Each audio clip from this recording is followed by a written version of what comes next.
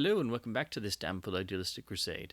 In this video, I'd like to go over the titles I picked up in Kino's most recent site-wide sale, which was really extensive. I think it ran over 800 titles, and of course, I also picked up a few titles that were from their going out of print sale, which is ongoing, and titles keep getting added and then removed. But apparently, Kino is trying to get rid of various stocks, and I guess is also changing some of their licensing around. So there are titles that are, much closer to selling out completely, and they do so many obscure films and silent films and classic films that have not really gotten any major releases or very good ones. So once these Kino editions are gone or out of print, the chances of these films getting newer releases or releases from other labels is pretty slim.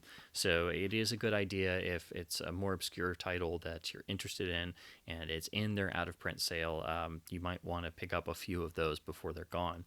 So to go through these just in a rough order, I definitely had to hold back because they had so many titles on sale, and I just tried to focus on ones I needed, and then ones that were on severe discounts, and then again a couple that I knew were probably going to be removed from the website pretty soon. So to start, they've had the two major James Cruz silent films in their going out of print sale for some time, and then from what I understood, these were close to being totally out of print.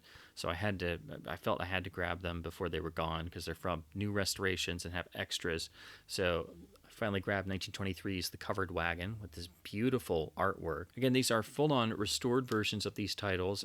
This one was in collaboration with Paramount, and like the Hunchback of Notre Dame release I love so much, this is a nicer special edition. So it has reversible artwork and then a beautiful printed booklet, which is definitely atypical of your standard Kino release. So this is one of their later silent film releases that was, a co-produced restoration, or I should guess that Paramount restored this and then Kino released it as part of their licensing deal with Paramount. So it has the beautiful reversible artwork. So in terms of extras, it has a Toby Roan audio commentary. The booklet essay is by Matt Hosky. It includes a one-reel spoof with Shirley Temple, and then it includes the Gaylord Carter organ score for this film. So I've never actually gotten to see this particular film. I think I've seen clips of it, so it'll be very wonderful to see it in this new restoration. And again, I was just afraid of it going completely out of print before I could get a copy. The same goes for the other James Cruz film from 1926, which is the special edition of Old Ironsides.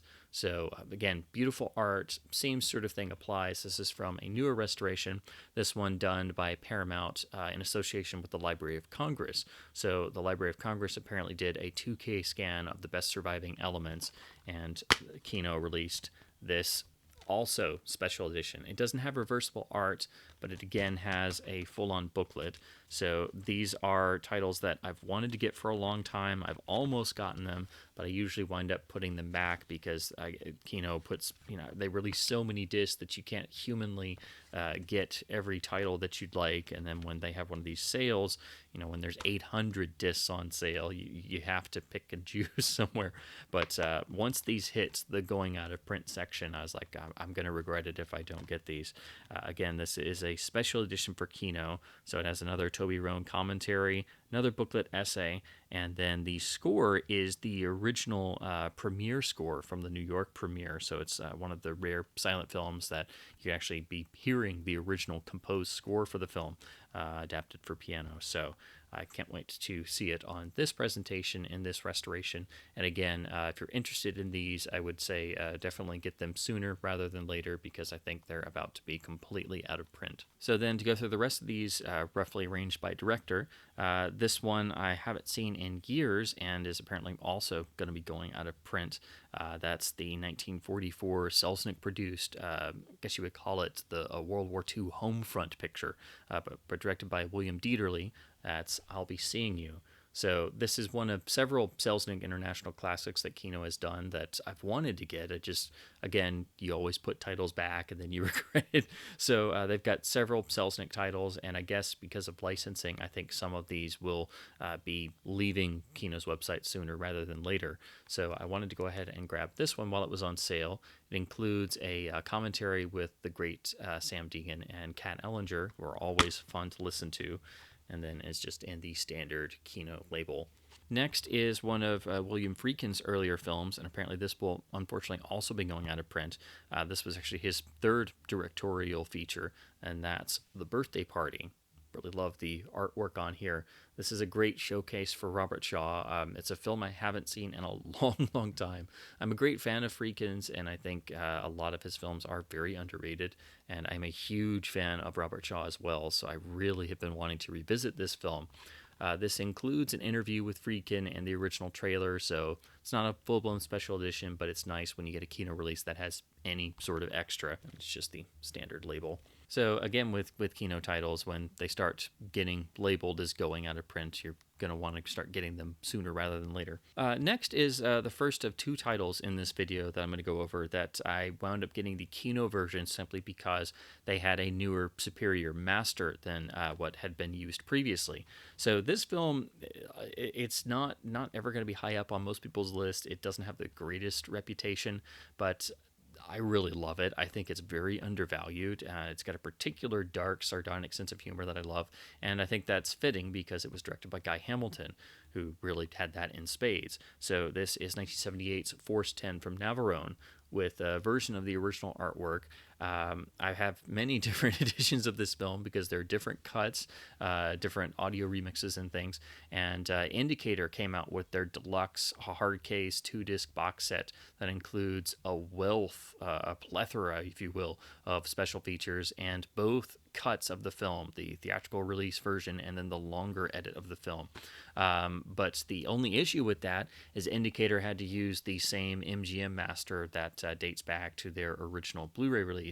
And then Kino's single disc, which I have here, came out several months later, I think it was a little later, and they were able to use what they advertise as a new 2K master. I'll show you there.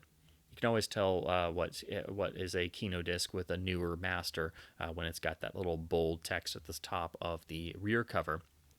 This also has a audio commentary with Steve Mitchell and then the great Stephen J. Rubin, who I'm a lifelong fan of his work, and it includes the theatrical trailer.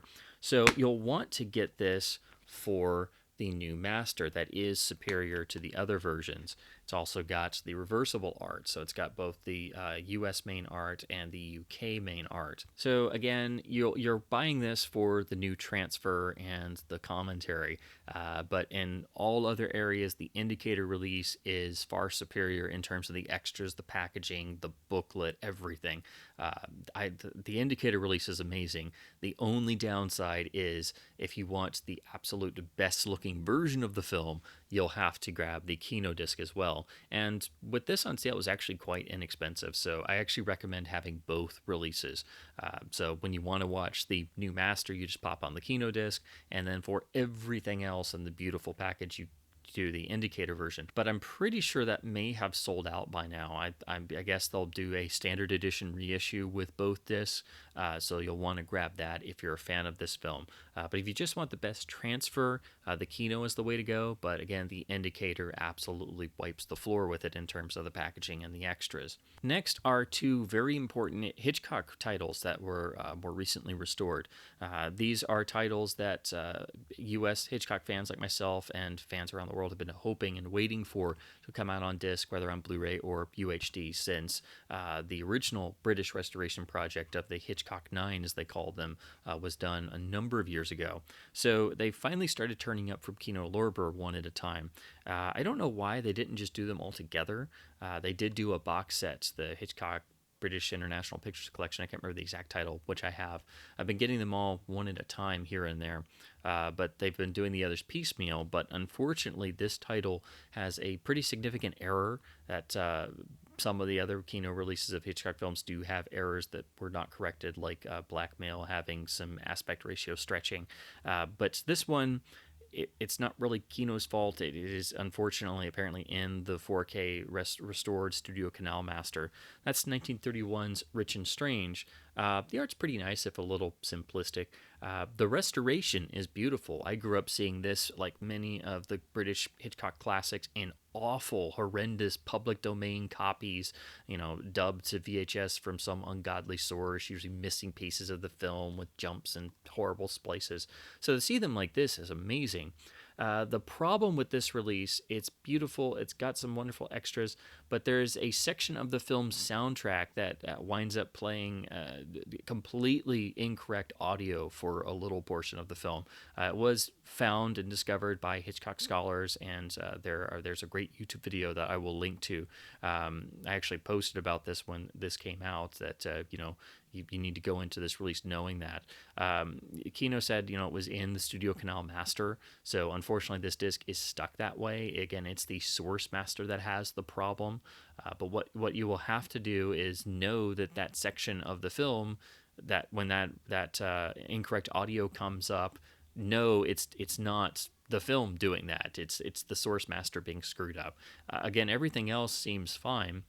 And it's a wonderful restoration. It's a treat to see this film cleaned up, finally. But you will have to literally go to another copy of the film and get the correct audio snippet, and then you would have to literally remaster the transfer and the disc yourself, and then re-render it with the correct audio segment to have the restored version with the correct audio all the way through. So that's the unfortunate problem with this release, and I basically just held off in the hopes that somebody might announce they were going to correct it.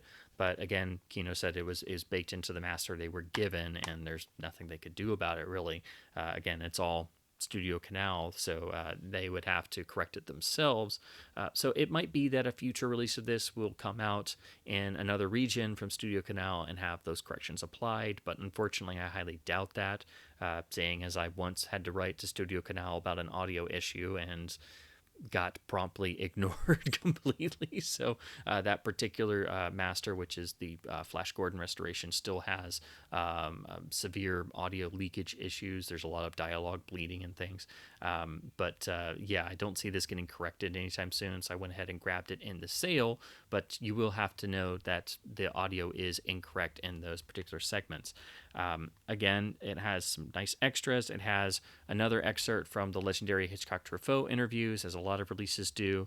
It's got a new introduction, has a trailer gallery, then it has a new commentary by Troy Howarth. So it's wonderful now to finally have this in HD, and I will be able to finally watch through this for myself and look at that particular issue. It's just a shame that this great, truly underrated Hitchcock title that's very important for this period in his career, that usually only the most diehard Hitchcock nerds know about, is now marred by the audio problem. So next is, of course, 1932's Number 17, this from a 4K restoration done by the British Film Institute. This is another very obscure film in Hitchcock's British career. It was adapted from a hit stage play, so this is an earlier example of Hitchcock adapting a tried and true, tested box office success into a feature film.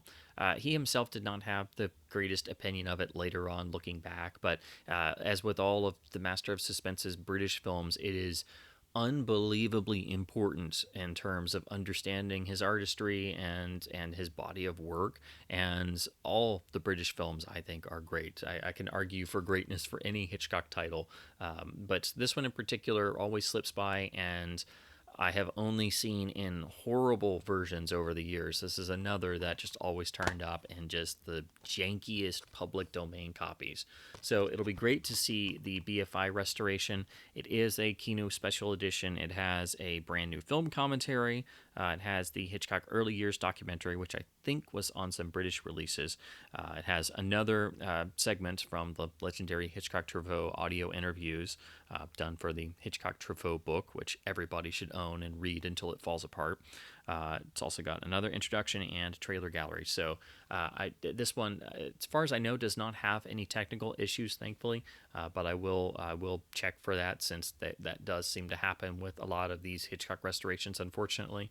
But it's just great to get another of the master's British films properly restored and available on Blu-ray. Now here's the other title where Kino wound up getting the better master. So Indicator released this film with a nice amount of extras. It unfortunately had to use a dated master. It looked pretty good, and I wanted to import it, but then Kino came out with their version that replicates most of the same extras and actually utilizes a brand new 4K master and has a far visually superior presentation because of that. So you're comparing on the Kino disc a 4K master that's brand new compared to the who knows when it was struck HD master that all the other releases wound up having to use. So that's why I finally grabbed the great, truly underrated, but now thankfully starting to get more of a following due to some great boutique releases, but the 1973 Don Siegel picture Charlie Varick that he made post the success of the classic Dirty Harry in 1971.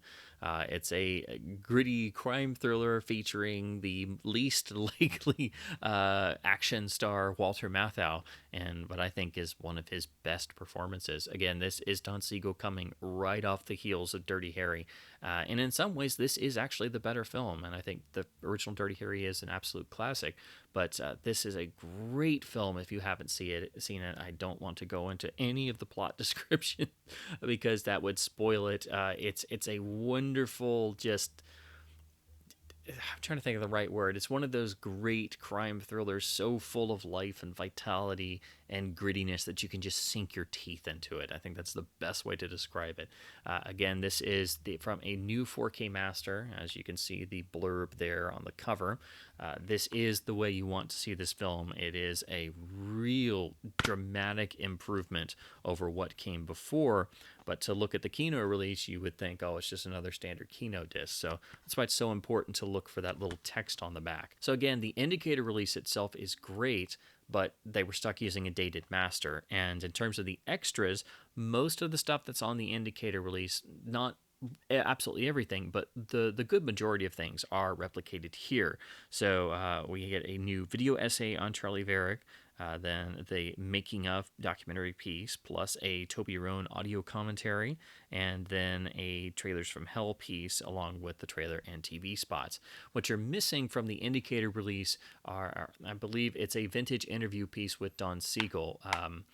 It would be, I wish it was included here to have absolutely everything, but I have read a lot of Don Siegel's published interviews, and I've read his memoirs, which are, it's essential reading if you haven't read it, where he does talk about Charlie Varick and stuff. So I have seen him talk about this film and sort of that same material covered in other areas. So of course I would love to have the Indicator release as well, but this is one case where the Kino version is really the new standard version to go after because it has most of the other extras and it has the beautiful new 4K master. So this is currently the best available version of this film anywhere in the world, and I think it's the only place where you can get the new 4K master. Again, I think this is one of the best discs that Kino is currently offering. It's a great, truly underrated classic film that's now finally getting more of a following outside of the cult following it's had for years, and has nice extras. It's very inexpensive. It goes on sale in their sales, and it's a brand new exclusive 4K master. And then lastly, I grabbed 3 titles from the going out of print sale that are all newer masters. Well, I should say new masters, but I grabbed them because I'm getting more and more into the career of the great and truly underappreciated William Whitney, who started his career and really, I think, is most iconic for his amazing work in the absolute classic Republic Adventure cliffhanger serials. So now that I'm getting more and more into serials, and I realize that most of the truly great ones were directed either by William Whitney solo or the directing team of Whitney with John English, that I really wanted to start seeing more of his career. And of course, he directed many westerns, many films, went into television, and wound up directing a number of episodes of my favorite Disney production of all time, the classic Zorro television series.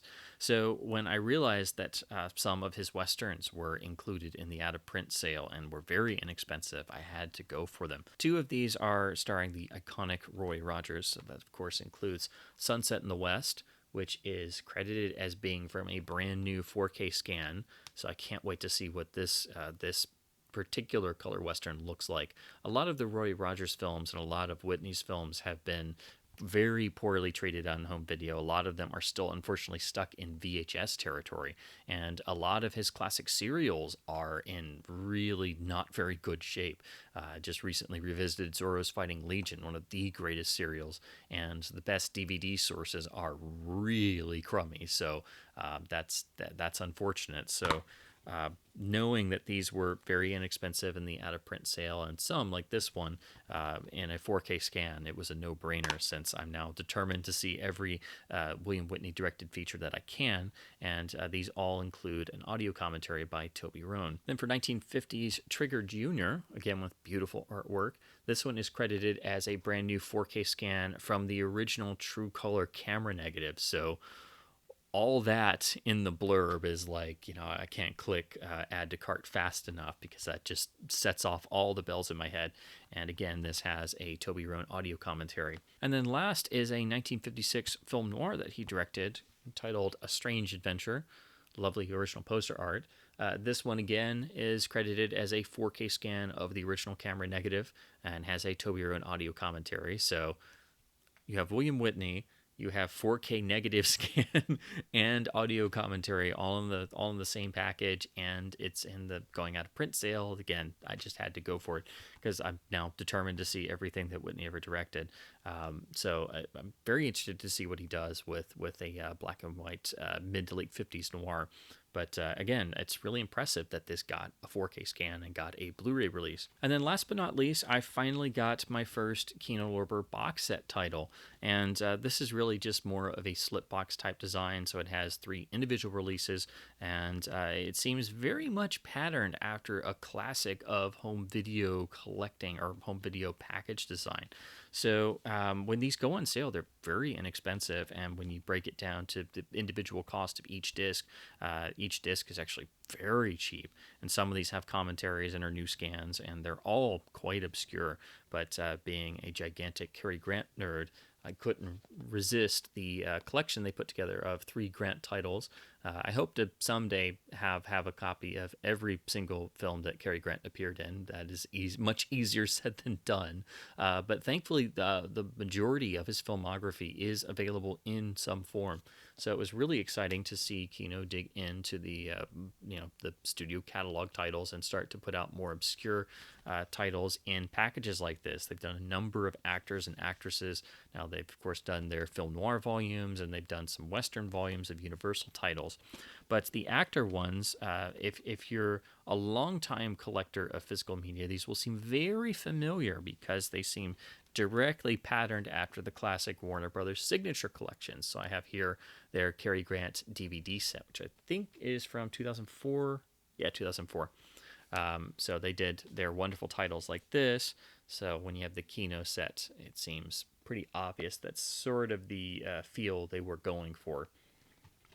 And just like the Kino set, it's the same type of design of individual cases in a slip box. So apparently what Kino will do is once they sell out of the boxes, they'll just release the titles individually. So these boxes are quite nice. They're very simple, but they're much nicer than what I anticipated. And then you get original poster art representing each of the films on the back, a little bit of text. It's very simple, straightforward, but it looks much classier in person. So I do like this little slip box design. So first up is Ladies Should Listen, one of Grant's earlier comedies from 1934. This is the point in time where he is starting to find more of his footing, but as I've said a number of different occasions before in other videos, The Awful Truth in 1937 with Leo McCarey and Irene Dunn is really where he finds his footing. That's where the Cary Grant screen persona is fully formalized 100%. But in the films leading up to that, you get more and more flashes of it. So there is something to be said for looking at his earlier films, even if the most flashes you see will be in films like Sylvia Scarlett or Topper pre Awful Truth. But it's also great seeing him paired with other underappreciated stars. So here he's paired with the great Frances Drake, who I am a giant fan of, particularly from her wonderful performance in the masterpiece Mad Love. Next up from 1936 is Wedding Present, where you have Grant paired with the great Joan Bennett, and since they're newspaper people, there is a little bit, at least at the start, of that His Girl Friday classic flavor. So if you love His Girl Friday and you're a Grant fan and you've never seen this, it is a fun film, even if, again, since it's not anything pre Awful Truth, you'll see elements of the Cary Grant you know and love, but it's not always quite fully there. But this is a wonderful film that I haven't seen in ages. And this one also includes a Kat Ellinger commentary, so it'll be great fun to listen to that. And then last but not least, from 1936 again, is Big Brown Eyes, which pairs Grant with Bennett again, but this time they're directed by the legendary Raoul Walsh. So you put those three names in the same sentence, of course, I'm just drooling. This one includes a commentary by Nick Pinkerton. I've seen this, I know, at some point, but I don't remember a whole lot about it. I think I maybe saw this on TCM a number of years ago, so I will be revisiting it and reacquainting myself with it here on this Blu-ray release. All of these are just standard Kino releases inside the slipcase, so there's no special packaging to them. And that's the Cary Grant collection. So that's what I picked up in the most recent Kino Lorber site sales. As always, you can use them to chip away at your never-ending Kino wish list, since they seemingly are trying to release every film ever made, it seems, just due to their sheer volume of releases. So it makes sense to sometimes wait for a sale, because you can really chip away at a great many titles, and just to say that you get your bang for your buck is an understatement. But of course, you do have to always sort of sift through all their massive amount of releases, figure out which titles are the ones to go for compared to other label releases, which ones have extras, which ones are from new scans, which ones are just old masters on a disc. So you do have to do a little bit of detective work here and there to figure out which releases are more worth your hard-earned money. But they release so many countless titles that the sales do definitely help in trying to just simply keep up, because I don't know how it would be possible without these sales to just keep up with the increasing volume of Kino releases. So as always, I would love to hear what maybe you have picked up from some of the recent Kino sales or titles you got from their going out of print sale. I hope this has been informative and maybe showed you some titles you might want to check out for your own collection, maybe in the next batch of sales, or if you can't wait that long, from the Kino website. And as always, thanks ever so much for watching.